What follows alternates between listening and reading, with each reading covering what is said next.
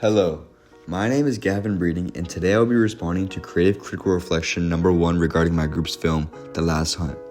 The process of creating our film was incredibly extensive and tedious, but ultimately worth it and taught me many lessons, specifically about conventions and social groups. But you may be wondering, how does this apply to media studies, and more importantly, my film?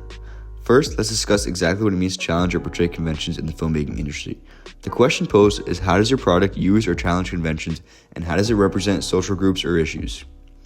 In the filmmaking industry, challenging or portraying conventions refers to how filmmakers either follow or subvert the established norms and expectations of a genre, narrative style, or visual technique.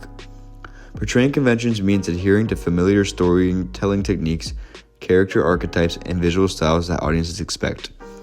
For example, in superhero films, the hero's epic journey, battles, and moral dilemmas are common conventions. Challenging conventions involves breaking traditional storytelling rules, reinterpreting character roles, or using unconventional cinematography and editing techniques. For example, Joker 2019 subverts the superhero genre by focusing on the villain's psychological descent instead of a hero's triumph. Similarly, Pulp Fiction challenges narrative conventions with its non-linear storytelling and fragmented timeline. In crime dramas, conventions include detectives solving mysteries, moral ambiguous anti-heroes, and gritty suburban settings. However, shows like True Detective and films like No Country for Old Men challenge conventions by offering unresolved endings, philosophical themes, and unpredictable villains.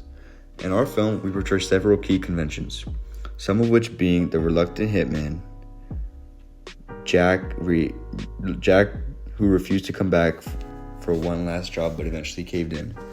Next, we have the ominous boss, Reeves, who we don't know much about, but we just know he's powerful and persuasive, especially with Jack.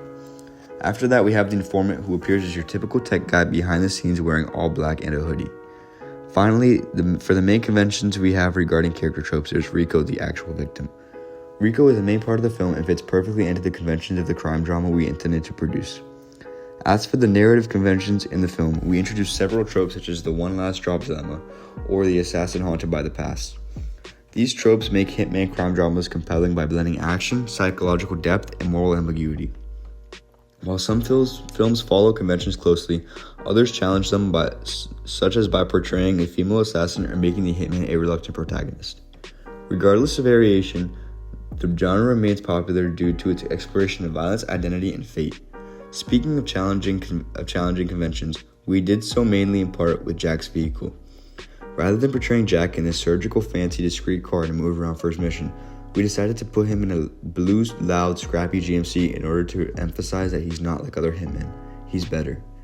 Now that we have covered not only using but also challenging conventions, it's time to talk about social groups represented in our film.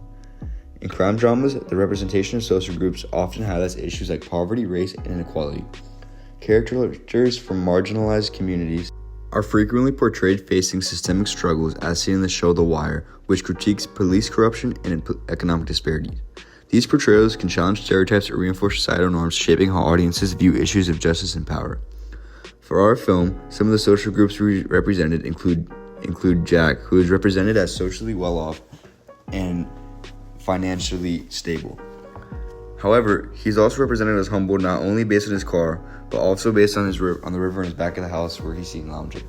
This represents his class and status in a certain way to make it known as a part of his character. Jack's character also challenges social ideas because of his race.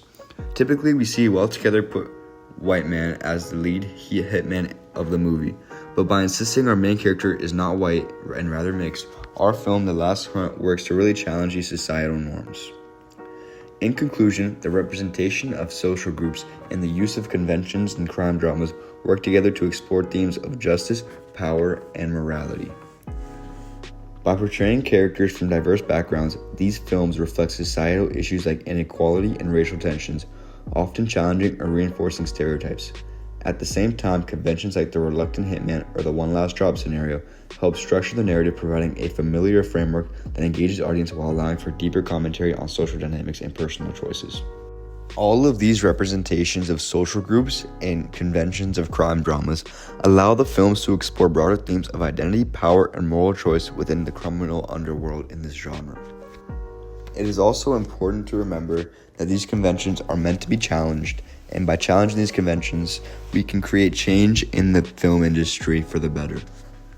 Thank you for listening to CCR number 1. See you in the next one.